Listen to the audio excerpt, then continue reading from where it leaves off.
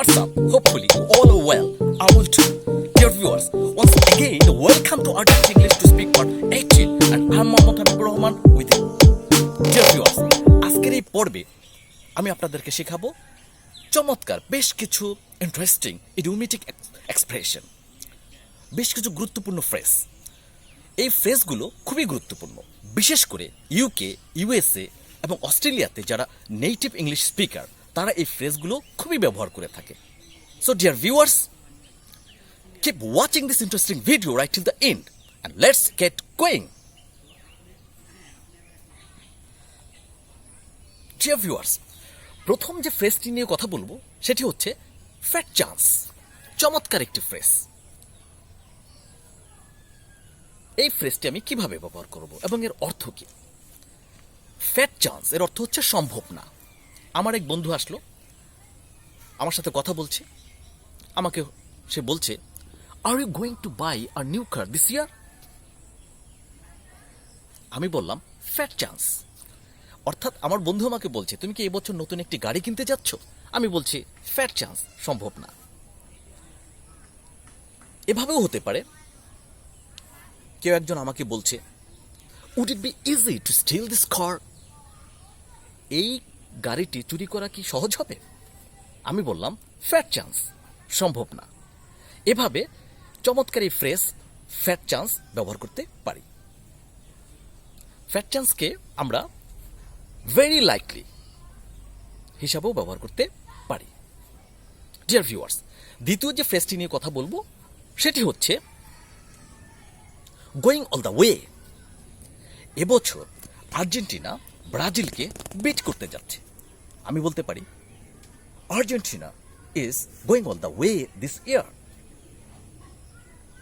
অর্থাৎ আর্জেন্টিনা এবছর ব্রাজিলকে বিট করতে যাচ্ছে। গোয়িং অল দ্য ওয়ে যার অর্থ হচ্ছে বিজয়ী হওয়া।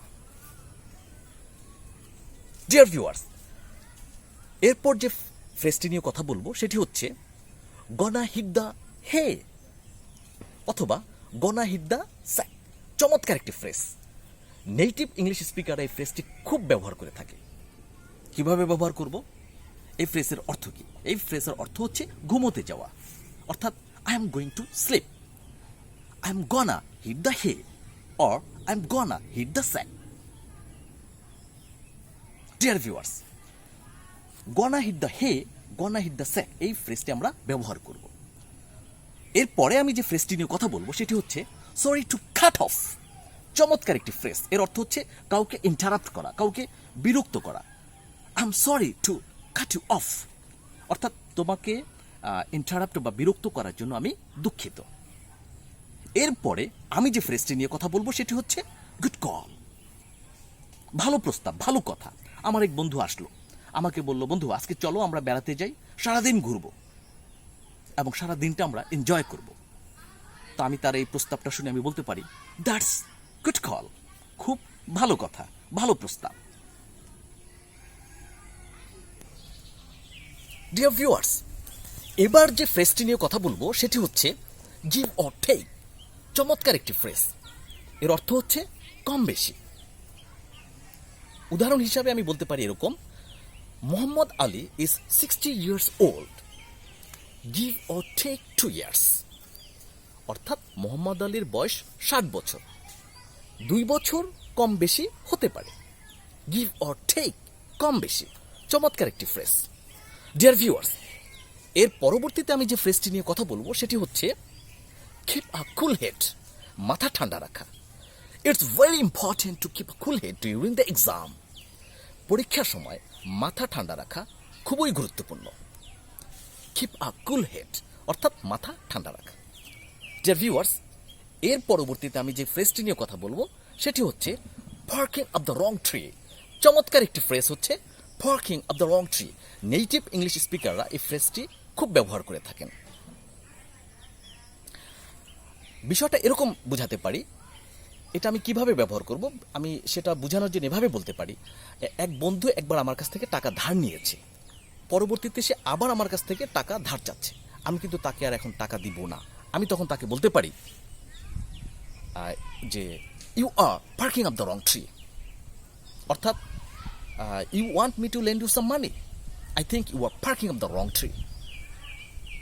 অর্থাৎ সে আমার কাছ থেকে একবার টাকা ধার নিয়েছে, সে আবার টাকা ধার চাচ্ছে। তো আমি তাকে বললাম যে you are barking of the wrong tree, অর্থাৎ তুমি সময় নষ্ট করছো। আই থিঙ্ক, আমার মনে হয়, you are barking of the wrong tree, তুমি সময় নষ্ট করছো।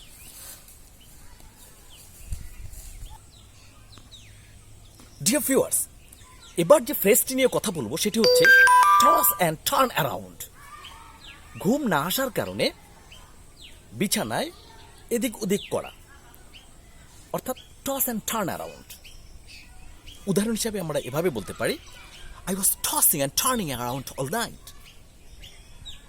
সকালবেলা বন্ধু আমার চোখ দেখি বলল, কি ব্যাপার, তোমার কি হয়েছে, চোখ লাল? তো আমি বললাম, I was tossing and turning around all night. I'm feeling exhausted. I'm feeling tired. অর্থাৎ ঘুম না আসার কারণে সারাদিন আমি বিছানার এদিক ওদিক করছিলাম, আমি খুবই এখন ক্লান্ত। টস অ্যান্ড টার্ন অ্যারাউন্ড অর্থাৎ ঘুম না আসায় বিছানায় এদিক ওদিক করা। ডিয়ার ভিউয়ার্স, এবার যে ফ্রেজটি নিয়ে কথা বলবো সেটি হচ্ছে হিট দ্য রুফ। চমৎকার একটি ফ্রেজ হচ্ছে হিট দ্য রুফ, অর্থাৎ হঠাৎ করে রেগে যাওয়া।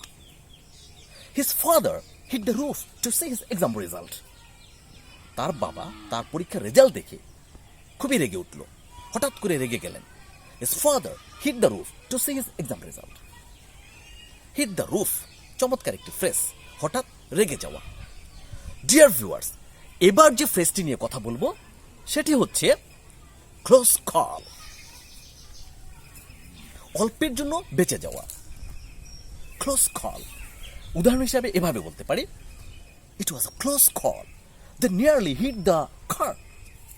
ইট was a close call, they nearly hit the microbus. অর্থাৎ অল্পের জন্য বেঁচে গেল, মাইক্রোবাসের সাথে, গাড়িটার সাথে প্রায় লেগে গিয়েছিল। ডিয়ার ভিউয়ার্স, এবার যে ফ্রেজটি নিয়ে কথা বলবো সেটি হচ্ছে recharge one's batteries. Recharge one's batteries এর অর্থ হচ্ছে to take break, to relax or refresh. অর্থাৎ রিফ্রেশের জন্য, রিল্যাক্সের জন্য ছুটি নেওয়া। I need a holiday to recharge my batteries. আমার ছুটির প্রয়োজন। আমার ছুটিটা কেন প্রয়োজন? রিল্যাক্সের জন্য প্রয়োজন, রিফ্রেশমেন্টের জন্য প্রয়োজন। I need a holiday to recharge my batteries. এখানে রিচার্জ মাই ব্যাটারিজ মেটাফোর অর্থে ব্যবহৃত হয়েছে। আমি একটু ক্লিয়ার করছি। যেমন আমি কোনো একটা প্রসঙ্গক্রমে বললাম, সুদিন আবার আসবে, better days will come again. কথাটা আমি এভাবেও বলতে পারি, good days will come again. আবার এভাবেও বলতে পারি, কুকু উইল সিং অ্যাগেন। অর্থাৎ কোকিল পাখি আবার গান গাবে, বসন্ত আবার আসবে। এই কথাগুলো কিন্তু মেটাফোর অর্থে ব্যবহৃত হয়েছে। সো রিচার্জ মাই ব্যাটারিজ এর অর্থ হচ্ছে to take break, to relax or refresh. I need a holiday to recharge my batteries.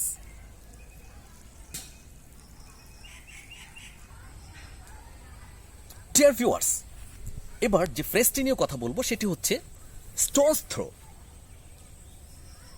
এর অর্থ হচ্ছে আ শর্ট ডিস্টেন্স, অর্থাৎ অতি নিকটে। স্টোনস থ্রো, যেমন his house is just a stone's throw away. অর্থাৎ তার বাড়িটা খুবই নিকটে, অতি নিকটে। স্টোনস থ্রো, এটাকে, এই ফ্রেজটিকে অন্যভাবেও বলা যায়, যেমন biscuit throw. His house is just a biscuit throw away. His house is just a stone's throw away. অর্থাৎ তার বাড়ি অতি নিকটে, খুবই নিকটে। ডিয়ার ভিউয়ার্স, এবার যে ফ্রেজটি নিয়ে কথা বলবো সেটি হচ্ছে 10 to 1, যার অর্থ হচ্ছে ভেরি পসিবলি, ভেরি প্রবাবলি। যেমন 10 to 1, you will never find it out who did this.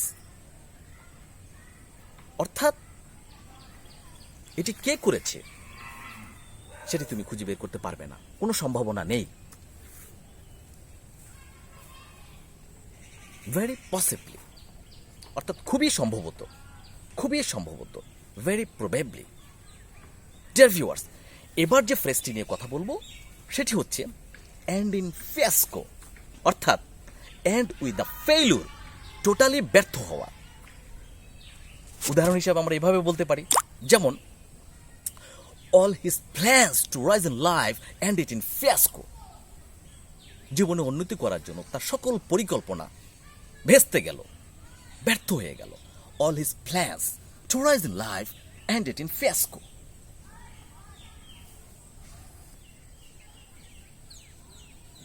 So dear viewers, we'll use these phrases in our daily English conversation. If you want, you can put a comment for me under the box. That's all for today. Thank you very much. Thanks for having patience. Goodbye and take care. Bye bye.